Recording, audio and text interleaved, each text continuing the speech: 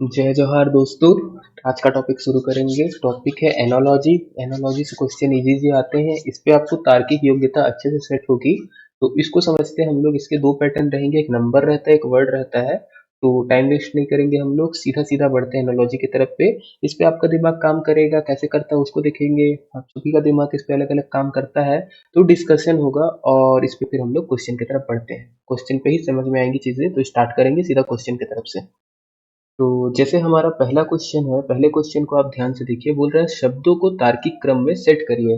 क्या क्या दिया है? रक्षा करना दिया है, दबाव बनाना दिया है, राहत सामग्री है, वर्षा है, बाढ़ है। तो कैसे सेट होगा? तो ये दबाव जो है ये एक्चुअल में क्या है? वायु दबाव। तो जो हमारी वर्षा होती है, तो वर्षा होने का कारण क्या है? सबसे पहले वायु में एक दबाव बनता है। सबसे पहले दबाव बनेगा। दबाव बनने से क्या होगा? हमारी वर्षा होगी। अब वर्षा जरूरत से ज्यादा होगी तो क्या आ जाएगी? बाढ़ आ जाएगी। अब बाढ़ अगर आती है तो बाढ़ आने से क्या होगा? लोगों की रक्षा करना पड़ेगा। तो रक्षा करने के लिए क्या किया जाएगा? लोगों को राहत सामग्री दी जाएगी। तो ये चीज होगा, हमारा एक सीक्वेंस सेट होगा। ठीक है, देखिए।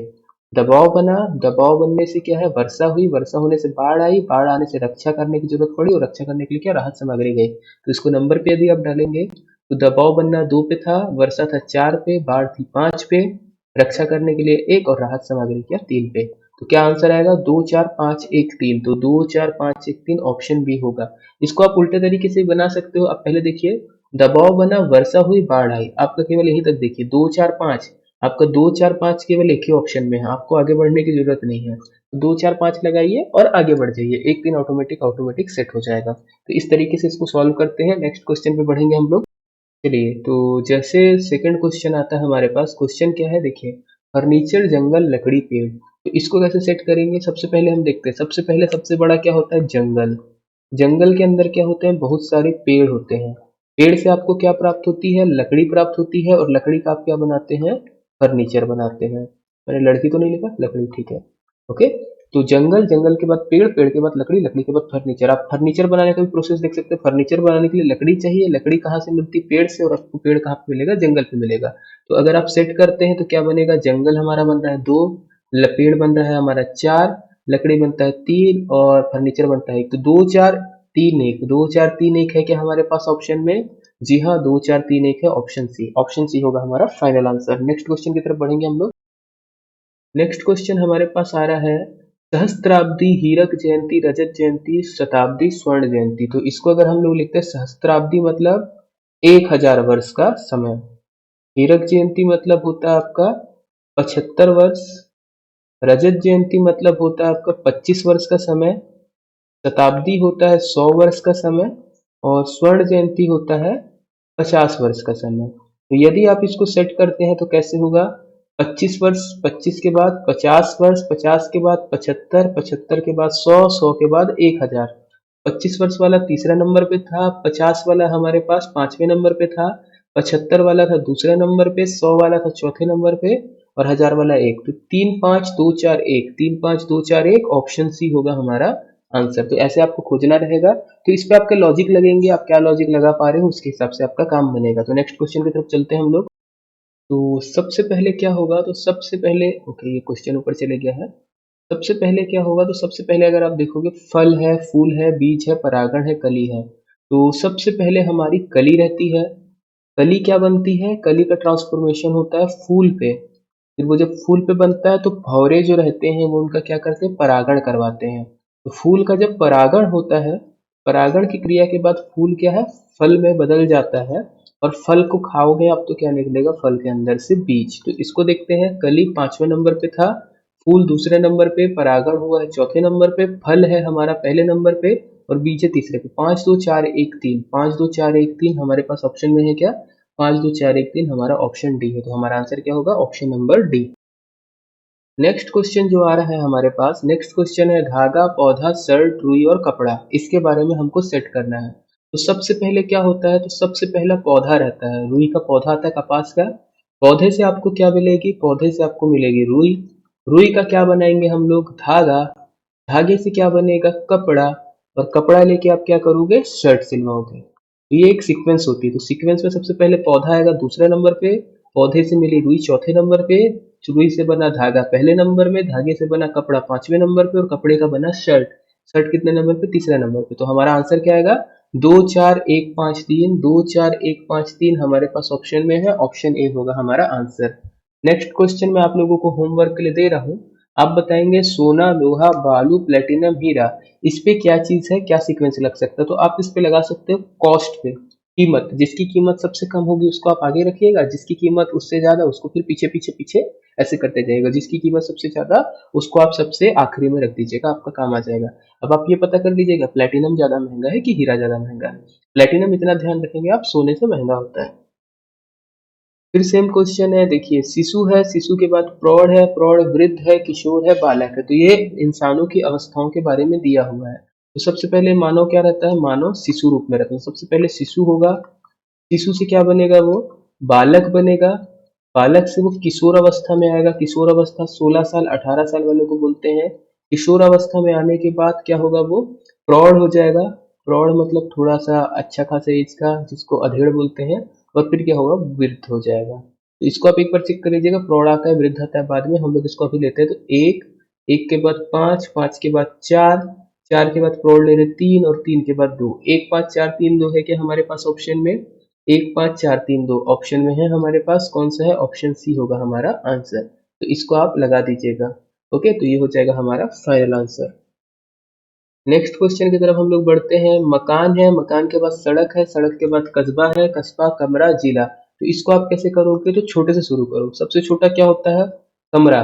कमरा किसके अंदर होता है, मकान के अंदर। आपका मकान कहाँ रहेगा, किसी सड़क के आसपास रहेगा, तो सड़क, वो सड़क कहाँ होगी, वो सड़क किसी कस्बे में होगी, और वो कस्बा कहाँ होगा, किसी न किसी जिले के अंदर होगा। तो इसी प्रकार से आपको काम करना है।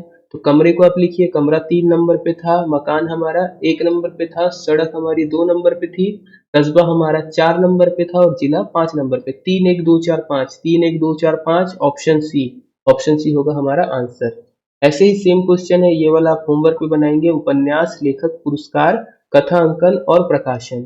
ठीक है, ये प्रकाशित लिखा है, वो मिसप्रिंट हुआ है, प्रकाशित या प्रकाशन। तो इसको आपको सेट करना रहेगा, आप इसको बताएंगे कैसे कैसे सेट होगा। संख्या पर आधारित तार्किक परीक्षण पे आते हैं हम लोग एनालॉजी पे। तो एनालॉजी पे क्या बोल रहा है, देखिए ऐसे एक संख्या दिया है, बोल रहा है ये जो भी संख्या है इसमें पहला तथा छठा अंक द्वारा, पहला तथा छठा अंक एवं दूसरा तथा सातवां अंक आपस में स्थान बदल लेते हैं। मतलब जहाँ पे पहला है वहां पे आपको छठवां डालना है, जहाँ पे दूसरा है वहां पे आपको सातवां डालना है। और ऐसी व्यवस्था आगे जारी रहती है। तो नई व्यवस्था में दाएं तरफ से चौथा अंक कौन सा होगा। तो कितने अंक दिए हैं, पहले आप लिख लीजिए, 5 9 0 4 6, 2 7 8 1 3। तो 1 2 3 4 5 6 7 8 9 10 11। क्या बोल रहा है, पहला और छठा अंक स्थान बदल लेते हैं। मतलब जहां पे 5 है वहां पे 2 आ जाता है, और जहां पे 2 है वहां पे 5 आ जाता है। ऐसे दूसरा और सातवां अंक, तो क्या बन जाएगा, 9, और इधर सॉरी यहाँ पे 9 नहीं 7 होगा, मिसप्रिंट। यहाँ पे कितना हो जाएगा, 7, और इधर कितना हो जाएगा, 9। ऐसे ही ये अंक बदल लेंगे, तो इधर आ जाएगा 8, इधर आ जाएगा 0। ऐसे फिर आगे बदलेगा तो 1 और 4, इधर आ जाएगा 3 और 6। आपको पूछ क्या रहा है, नई व्यवस्था में दाएं तरफ से चौथा अंक कौन सा होगा। तो दाएं तरफ से आप गिनिए, पहला, दूसरा, तीसरा, चौथा। क्या आएगा ऑप्शन आपका, 9। उत्तर क्या होगा, 9, ऑप्शन डी होगा हमारा आंसर। हमने क्या किया है, जैसे उसने बोला है हम वैसी वैसी करते गए हैं। नेक्स्ट क्वेश्चन देखिए, नेक्स्ट क्वेश्चन क्या बोल रहा है, 5 4 8 6 7 के दूसरे और चौथे अंकों के प्रयोग से किसी समय संख्या का पूर्ण वर्ग बनाना संभव हो तो वह सम संख्या ज्ञात कीजिए। सम है या समय लिखा है, किसी सम संख्या का पूर्ण वर्ग बनाना। ओके, तो आपको किसको प्रयोग करना है, दूसरे और चौथे अंक का। तो इसमें दूसरा अंक 4 है और चौथा अंक 6 है। तो 4 और 6 का, 4 व 6 का प्रयोग करना है आपको, और एक पूर्ण वर्ग बनाना है। तो 46 क्या हमारा पूर्ण वर्ग है, जी नहीं। 64 हमारा पूर्ण वर्ग होता है क्या, हाँ, 6 और 4 से हम बना सकते हैं 64। तो आपको बताना है 64 कौन सा है, किस सम संख्या का पूर्ण वर्ग है। तो 64 का स्क्वायर रूट निकालने बोल रहा है, तो किसका होता है 64 का स्क्वायर रूट, 8 का होता है। तो ऑप्शन में हमारा आंसर क्या है, ऑप्शन है 8 होगा हमारा फाइनल आंसर। ऐसे ही हम आगे बढ़ते हैं। इसको देखिए क्या बोल रहा है, 8 2 5 6 4 7 में ऐसे कितने अंक है जिनमें से प्रत्येक अंक संख्या के बाएं छोर से उतना ही दूर है जितना दूर वह उन्हें आरोही क्रम में लगाने पर होगा। तो उनको आरोही क्रम पे हमको लगाना पड़ेगा, फिर चेक करना पड़ेगा। ओके, तो पहले हम नंबर्स लिख देते हैं पूरे। 8, 2, 5, 6, 4, 7। अब इन नंबर्स को बढ़ते क्रम में लिखे तो एक नहीं है तो एक के बाद क्या आएगा दो, दो के बाद तीन नहीं है चार, चार के बाद पांच, पांच के बाद छह, छह के बाद सात, सात के बाद आठ। आपको अब बताना है कि बाएं छोर से मतलब अगर आप इधर से देखते हो तो ऐसा कौन सा अंक है जो उतने ही दूर है जितने वो पहले थे, मतलब जो स्थान नहीं बदले। स्थान कौन कौन नहीं बदला है, देखिए पांच वही स्थान पर है, छह वही स्थान पर है, बाकी अंकों का स्थान बदल गया। तो ऐसे कितने अंक आपको मिल रहे हैं, ऐसे दो अंक मिल रहे हैं। तो आंसर क्या आएगा, ऑप्शन बी, दो अंक। तो इसका आंसर क्या हो जाएगा, ऑप्शन बी। तो इसको ध्यान से लगाइएगा।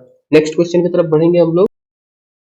नेक्स्ट क्वेश्चन है 5, 9, 7, 2, 8, 3, 4 में ऐसे कितने अंक हैं जिनमें से प्रत्येक अंक का स्थान अपरिवर्तित रहता है जब उसी संख्या के भीतर अंकों को आरोही क्रम में लगाया जाता है। आरोही मतलब बढ़ते क्रम में। तो पहले आप अंक लिख दीजिए 5, 9, 7, 2, 8, 3, 4। अब इनको बढ़ते क्रम में सेट करना तो सबसे पहले दो आएगा इन्हीं अंकों में से, फिर तीन, फिर चार, फिर पांच, पांच के बाद छह नहीं है तो सात आएगा, सात के बाद आठ और उसके बाद नौ। तो ऐसे कितने अंक है जिनका स्थान नहीं बदला, बोल रहा है अपरिवर्तित रहता। तो स्थान देखिए, पांच की जगह पे दो आ गया, नौ की जगह पे तीन, सात की जगह पे चार, दो की जगह पे पांच, आठ की जगह पे सात, तीन की जगह पे आठ, चार की जगह पे नौ। ऐसा कोई भी अंक नहीं है। तो आंसर क्या आएगा, ऑप्शन डी, ऐसा कोई भी अंक नहीं रहता। नेक्स्ट क्वेश्चन आप देखिए, इसको आप खुद बनाएंगे। इसमें क्या बोल रहा है, यदि अंकों को बढ़ते क्रम में व्यवस्थित करें तो उस अंक से कितने दूर रहेंगे जितना कि वो मूल संख्या पे थे। वही है जो इसके पहले हम क्वेश्चन बनाए हैं, कौन अपना स्थान नहीं बदल रहे उसके बारे में पूछा है। आप बना लेंगे, आराम से बन जाएगा क्वेश्चन। इसके बाद फिर से वैसे ही बोल रहा है, 5, 2, 3, 1, 4, 6 को बढ़ते क्रम में रखा जाए तो वैसे कितने अंकों के जो शुरुआत में उतनी ही दूरी पर थे जितना कि वे क्रम में रहते थे। तो ये भी क्वेश्चन सेम है, आपसे बन जाएगा। नेक्स्ट क्वेश्चन की तरफ बढ़ते हैं। इसमें थोड़ा सा अलग है। ये देखिए, इसमें क्या बोल रहा है, अंकों का स्थान अपरिवर्तित रहेगा यदि उनको अवरोही क्रम में पुनर्व्यवस्थित करें। अवरोही क्रम मतलब घटते क्रम में अब आपको नंबर्स को सेट करना पड़ेगा। तो लिख देते हैं 9, 7, 2, 1, 5, 3, 8, 6। आपको अवरोही क्रम बढ़ते क्रम में सेट, घटते क्रम में सेट करना। सबसे पहले क्या आएगा, 9, 9 के बाद 8, 8 के बाद 7, 7 के बाद 6, 6 के बाद 5, चार नहीं दिया है तो फिर आएगा तीन, तीन के बाद दो, दो के बाद एक। आपको बताना है कौन कौन से का अंक नहीं बदला है स्थान। तो नौ का नहीं बदला है, नौ के बाद पांच का नहीं बदला है, तीन का नहीं बदला है, बाकी सबको बदल गया। तो ऐसे कितने अंक है, तीन अंक है। तो हमारा आंसर क्या आएगा, ऑप्शन डी, तीन अंक ऐसे होंगे जिनका स्थान नहीं बदलता। तो उम्मीद है आप लोगों को समझ में आ गया होगा। एनोलॉजी बहुत इजी टॉपिक है, आपका सिर्फ तार्किक परीक्षण करता है। अंकों की एनोलॉजी इजी आती है, शब्द वाली जो रहती है उस पर आपको थोड़ा लॉजिक लगाना पड़ेगा, उस पर आपका थोड़ा दिमाग खुलता है वो। तो एक क्वेश्चन ऐसी आपको देखिए फिर से है, आरोही क्रम में सजाया जाए तो स्थान अपरिवर्तित रहेगा। आप इसको बना लेंगे। अगर नहीं बनेगा, कहीं पे भी आप फंसते हैं, आप बिल्कुल व्हाट्सएप कर दीजिएगा, हम लोग उसके लिए संडे पे क्लास लगा लेंगे, तो हम लोगों का काम बन जाएगा। ओके, फिर आते हैं सेम क्वेश्चन है। देखिए क्या बोल रहा है, अंकों को बाईं ओर से दाएं और आरोही क्रम में लिखे तो ऐसे कितने अंक होंगे जिनकी संख्या बाईं ओर से उतनी ही दूर होगी जितना उनके आरोही क्रम में लिखने पे होता है। तो ये क्वेश्चन भी सेम बोल रहा है, आपको सेट कैसे करना है, आरोही क्रम में करना है, बढ़ते क्रम में करना है। तो वैसे ही करेंगे हम लोग, 5, 2, 1, 4, 6, 8, इनको आप आरोही क्रम में लिखेंगे, बाएं से दाएं मतलब इधर से लिखना लेफ्ट से राइट। तो एक, एक के बाद दो, दो के बाद तीन नहीं दिया तो चार, चार के बाद पांच, पांच के बाद छह, छह के बाद आठ। कितना हुआ है, दो अपरिवर्तित रहा है, छह अपरिवर्तित रहा। तो कितने अंक बनेंगे, दो अंक बनेंगे। ऑप्शन बी होगा हमारा आंसर। तो एनोलॉजी का वीडियो बहुत छोटा बनता है, एनोलॉजी पे बहुत ज्यादा चीजें पढ़ाने की नहीं रहती। हाँ, अगर आप शब्दों के हिसाब से तार्किक क्रम पे जाओगे तो वहां पे आपको प्रैक्टिस करना पड़ेगा। आप जितने ज्यादा क्वेश्चन की प्रैक्टिस करोगे आपसे उतना ज्यादा अच्छे से बनेगा। क्वेश्चन के लिए आप दीपक कुमार बुक को फॉलो कर सकते हैं। आर एस अग्रवाल की भी रीजनिंग की आती है, आर एस अग्रवाल की मैथ्स की भी आती है, आप वो कर सकते हैं। अदरवाइज आप क्या कर सकते हैं, आप पुराने क्वेश्चन को, अनसॉल्व क्वेश्चन को पकड़ के सॉल्व कर सकते हैं। आपके जो है काम बन जाएंगे, जितना प्रैक्टिस करेंगे उतना आपका आसान रहेगा। तो इसको भी बंद कर देते हैं। जय हिंद, जय छत्तीसगढ़, टाटा, बाय बाय।